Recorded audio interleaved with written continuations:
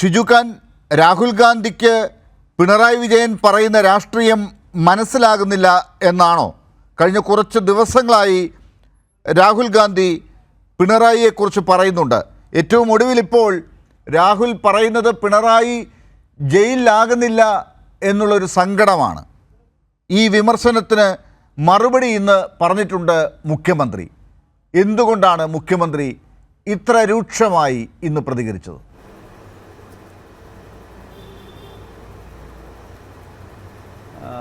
നമ്മുടെ രാജ്യത്ത് ഏറ്റവും അപകടകരമായ വിധം ജനാധിപത്യം, മതനിരപേക്ഷത വെല്ലുവിളിക്കപ്പെടുന്ന ഒരു കാലമാണിത്. രാജ്യത്തെ പ്രധാനപ്പെട്ട പ്രതിപക്ഷ രാഷ്ട്രീയ നേതാക്കന്മാർ, പ്രതിപക്ഷ രാഷ്ട്രീയ പാർട്ടികളുടെ ഭാഗമായിട്ടുള്ള മുഖ്യമന്ത്രിമാർ, അവരെയൊക്കെ ജയിലിലടയ്ക്കാനും കള്ളക്കേസിൽ കൊടുക്കാനും വേട്ടയാടാനും CBIയെയും EDയെയും ഒക്കെ നരേന്ദ്രമോദി തുറന്നു വിട്ടിരിക്കുന്ന ഒരു ആസുര കാലത്താണ് നാം ജീവിക്കുന്നത്. ഇതിനെതിരായിട്ട് രാജ്യത്ത് ഉടനീളം ജനാധിപത്യ ശക്തികൾ വളരെ ശക്തമായി പ്രതികരിക്കേണ്ട ഒരു സന്ദർഭമാണിത്.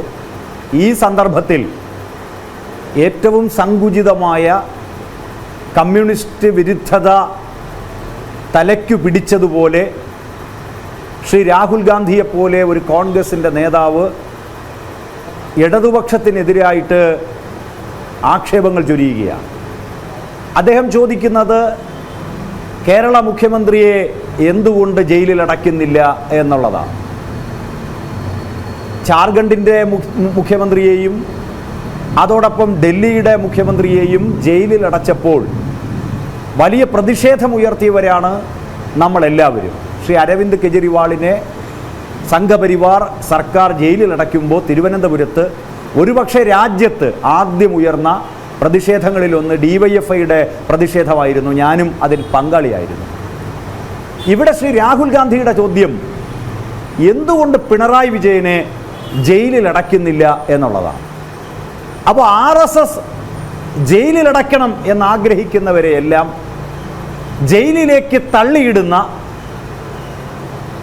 ഒരു ചുമതലയാണോ ശ്രീ രാഹുൽ ഗാന്ധി നിർവഹിക്കേണ്ടത്? അതോ സംഘപരിവാർ പ്രതിപക്ഷ രാഷ്ട്രീയ നേതാക്കന്മാരെ കള്ളക്കേസിൽ കുടുക്കി ജയിലിലടയ്ക്കുന്നത് തെറ്റാണ് എന്ന് വിളിച്ചു പറയാനുള്ള ധൈര്യം പ്രകടിപ്പിക്കുകയാണോ ശ്രീ രാഹുൽ ഗാന്ധി ചെയ്യേണ്ടത്? EDയെയും CBIയെയും ഒക്കെ ഉപയോഗിച്ച് എങ്ങനെയാണ് തങ്ങളുടെ രാഷ്ട്രീയ ഇംഗിതം BJP നടപ്പിലാക്കുന്നതെന്ന് ചിന്തിക്കാനുള്ള രാഷ്ട്രീയ പക്വതയെങ്കിലും ശ്രീ രാഹുൽ ഗാന്ധി പ്രകടിപ്പിക്കേണ്ടതാണ്. പിന്നെ RSSനെയും BJPയെയും വിമർശിക്കുന്നില്ല എന്നാണ് ഇടതുപക്ഷ നേതാക്കന്മാർക്കെതിരായിട്ട് ശ്രീ രാഹുൽ ഗാന്ധിയെപ്പോലൊരാൾ ചൊരിയുന്ന വിമർശനം. കേരളത്തിൻ്റെ മുഖ്യമന്ത്രി നമ്മുടെ രാജ്യത്ത് ഇത്ര രൂക്ഷമായ ഭാഷയിൽ നരേന്ദ്രമോദിയെയും RSSനെയും BJPയെയും വിമർശിക്കുന്ന മറ്റേത് മുഖ്യമന്ത്രിയുണ്ട് കേരളത്തിലേതുപോലെ? ഇപ്പോൾ പൗരത്വ ഭേദഗതി നിയമം കൊണ്ടുവരുമ്പോൾ അത് ഈ കേരളത്തിൽ നടപ്പിലാക്കാൻ അനുവദിക്കില്ല എന്ന അചഞ്ചലമായ നിലപാട് സ്വീകരിച്ച ഒരു മുഖ്യമന്ത്രിയാണ് കേരളത്തിലേത്. അത് 2019 നിയമം കൊണ്ടുവരുമ്പോഴും 2024 അതിൻ്റെ ചട്ടങ്ങൾ പ്രാബല്യത്തിൽ വരുമ്പോഴുമൊക്കെ അത് കേരളത്തിൽ നടപ്പാക്കില്ല എന്ന നിലപാടാണ് കേരളത്തിൻ്റെ മുഖ്യമന്ത്രി സ്വീകരിച്ചത്. യഥാർത്ഥത്തിൽ രാഹുൽ ഗാന്ധി ചോദിക്കേണ്ടത് ഈ പൗരത്വ ഭേദഗതി നിയമം ഇന്ത്യയിൽ നടപ്പിലാക്കില്ല എന്ന് പറയാനുള്ള ധൈര്യം ശ്രീ രാഹുൽ ഗാന്ധിക്കും രാജ്യത്തെ കോൺഗ്രസിനും ഇല്ലാതെ പോയി. അതുകൊണ്ട് ഒരാത്മനിന്ദയെങ്കിലും രാഹുൽ ഗാന്ധിക്ക് തോന്നേണ്ടതാണ്. ഏകീകൃത സിവിൽ കോഡ് കൊണ്ടുവന്ന് രാജ്യത്തെ ന്യൂനപക്ഷങ്ങളുടെ, ആദിവാസികളുടെ, പിന്നോക്ക വിഭാഗങ്ങളുടെ ഭരണഘടനാപരമായ അവകാശങ്ങൾ RSSും BJPയും കവർന്നെടുക്കാൻ ശ്രമിക്കുമ്പോൾ അരുതെന്ന് പറയാൻ രാഹുൽ ഗാന്ധിക്കോ രാജ്യത്തെ കോൺഗ്രസിനോ സാധിച്ചില്ല. ആ ഏകീകൃത സിവിൽ കോഡ് കൊണ്ടുവരാനുള്ള നീക്കത്തെ അംഗീകരിക്കില്ല എന്ന നിലപാട് സ്വീകരിച്ചുകൊണ്ട് 2023 നിയമസഭയിൽ അതിശക്തമായ നിലപാടെടുക്കുകയും അതിൻ്റെ അടിസ്ഥാനത്തിൽ പ്രമേയം നിയമസഭ അംഗീകരിക്കുകയും ചെയ്യുമ്പോൾ കേരളത്തിൻ്റെ മുഖ്യമന്ത്രി സഖാവ് പിണറായി വിജയനാണ്. ഏകീകൃത സിവിൽ കോഡിനെ തള്ളിപ്പറയാനുള്ള ധൈര്യം ശ്രീ രാഹുൽ ഗാന്ധിയുടെ പാർട്ടിക്ക് ഉണ്ടോ? ഇല്ല എന്നുള്ളതാണ് വസ്തുത.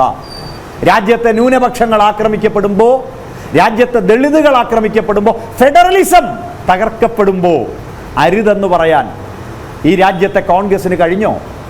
ഇടതുപക്ഷത്തിൻ്റെ മുഖ്യമന്ത്രിയുടെ നേതൃത്വത്തിൽ ഡൽഹിയിൽ പോയി നടത്തിയ ശക്തമായ സമരത്തിന് പിന്നിൽ അണിനിരക്കാൻ ഇന്ത്യയിലെ പ്രബല പ്രതിപക്ഷ രാഷ്ട്രീയ നേതാക്കന്മാർ വരികയുണ്ടായി. ശ്രീ രാഹുൽ ഗാന്ധിയെ പോലുള്ളവർ കണ്ണ് തുറന്ന് കാണണം. ആ മുഖ്യമന്ത്രിയെ സംബന്ധിച്ച് രാഹുൽ ഗാന്ധി നടത്തുന്ന വിമർശനങ്ങൾ സ്ഥലകാല ബോധമില്ലാത്ത ഒരാളെ പോലെയാണെന്ന് ചൂണ്ടിക്കാണിക്കാൻ എനിക്ക് വിഷമമുണ്ടെങ്കിലും ഞാൻ അത് ചെയ്യുകയാണ്.